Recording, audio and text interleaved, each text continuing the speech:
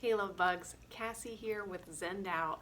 So this week I'm continuing our discussion about intuition. So I'm diving down the rabbit hole talking about the pineal gland. I have been so absorbed in research and reading all about this teeny tiny gland. So if you are new to this information and you're not aware of the pineal gland, let's brush up on some basics about it. The pineal gland is a small pea-sized gland in the center of your brain, and it actually corresponds to the same location as your third eye chakra.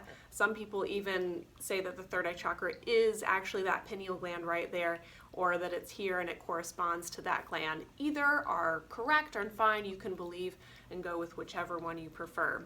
So this gland, one of the reasons it is commonly associated with the third eye chakra is because it has light receptors in it, much like an eye.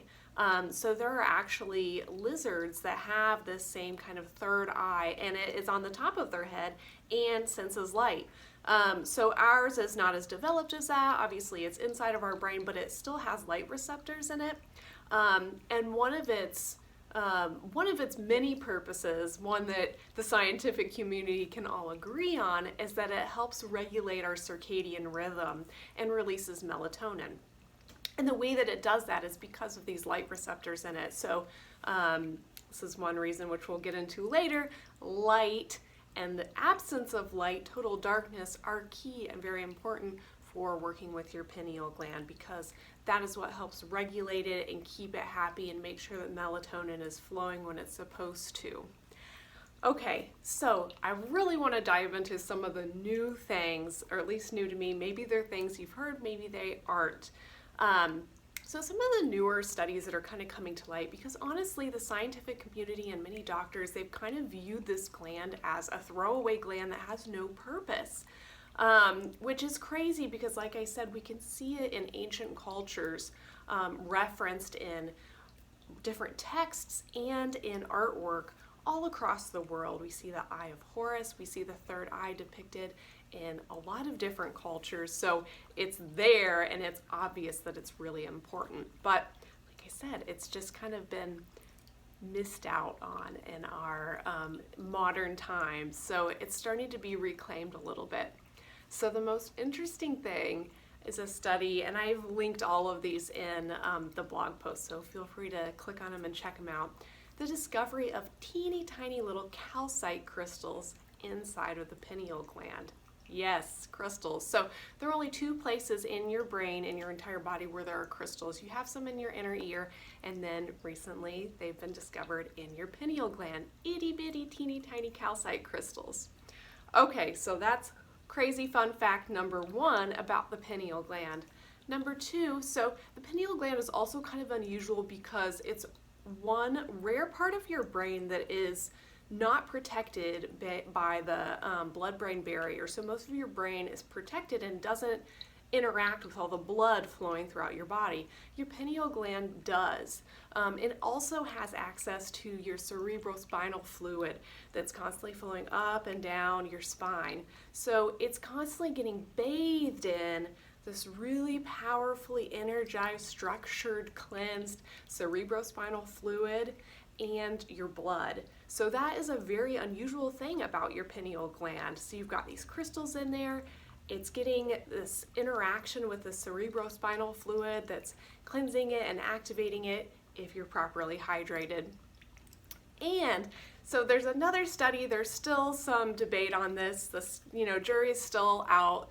It's not completely 100%, but they have found traces of DMT, which is a psychoactive, in the pineal gland. So what DMT can have the effect of is making you feel like you're having an out-of-body experience, like you're connected to all things.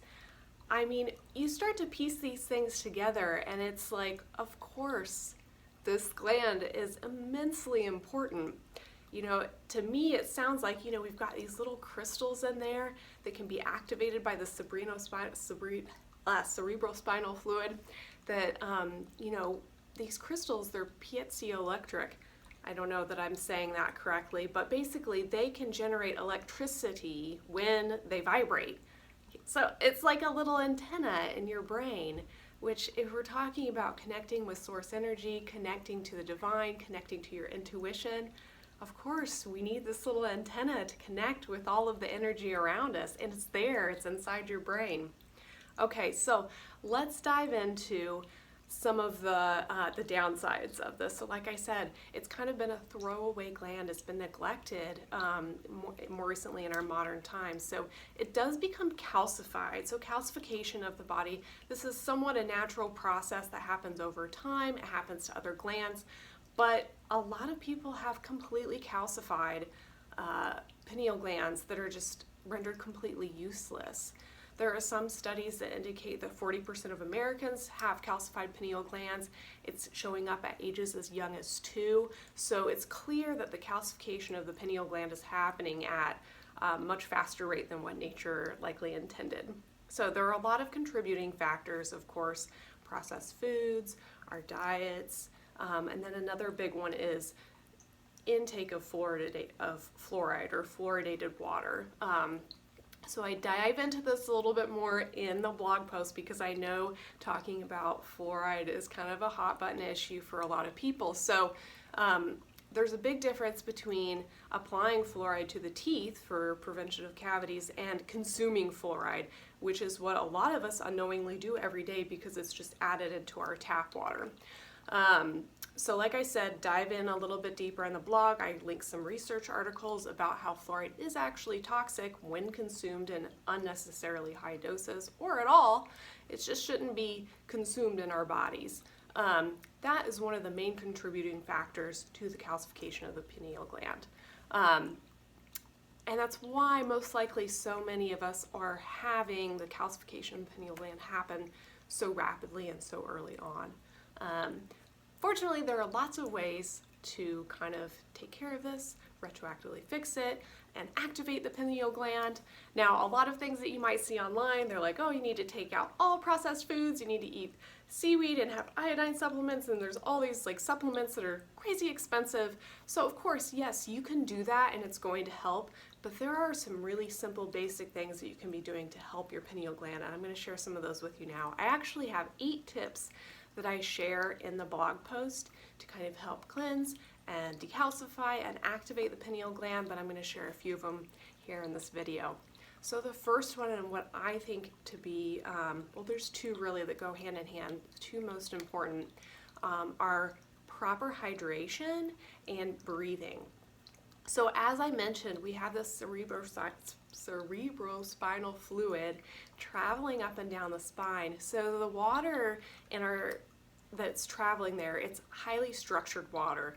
And I link some blog posts. Like I said, I'm getting really deep into this, so you can read more about any of these things that I touch on that maybe you're not familiar with. I link them in the blog post. So the structured water is highly energized and highly pure, clean water. So that fluid going up and down, if you're not properly hydrated, then it's not there. It's not there to access, to activate, to cleanse your pineal gland. So it's really important that you're hydrating yourself with high quality water. So structured water, natural spring water. Again, I link a post to learn more about this. You can do a quick Google search. I link one of my favorite water guru friends, Jenna Isabel Friend, who is just the water queen when it comes to talking about structured, high quality water and how to access it. So high quality hydration, key for pineal gland health. And the second thing that goes hand in hand with this is breathing. So mindful, conscious breathing, because when we're breathing consciously with our belly, that is what pushes the cerebrospinal fluid up our spine into our brain and bathing that pineal gland. So if we're taking time, whether it's meditation or just throughout our day, to focus on the breath and make sure that we're really focusing on it in the low belly to push that cerebrospinal fluid up to the pineal gland. I'm going to get it, you guys. I'm going to get it by the end of this video, I promise.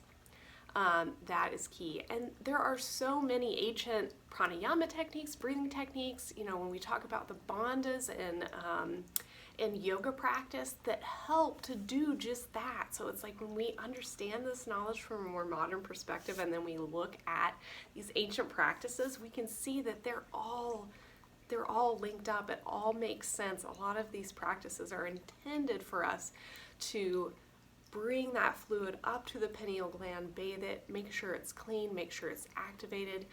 And so the next thing, chanting. Like I said, those little crystals. So once we chant, we bring the breathing, the chanting, the hydration in, and then we've got our antenna going. So that's where this chant of Om comes in. There are lots of other chants you can do. I link one of my favorites. But even just chanting Om, it's going to vibrate those little tiny calcite crystals in your brain and get that pineal gland antenna going so that you can connect to the source of whatever you call God, divine, goddess energy, the energy of the universe that connects us to our intuition. So, like I said, such a big, dense, heavy topic. There's so much in this blog post. I just scratched the surface with this little video, so I hope that you dive a little bit deeper. Click around on some of the links. I share some great resources too. None of them are sponsored, just things that I've tried myself and love, or that I think just look really awesome. So feel free to comment if you have questions. I will answer the best I can.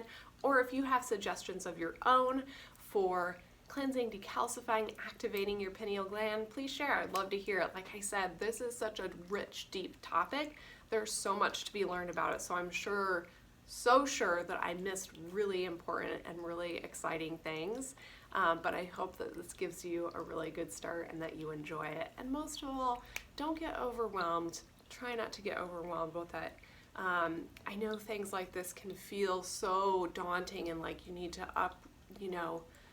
change everything you're doing and add all of these new things to your practice. Start small.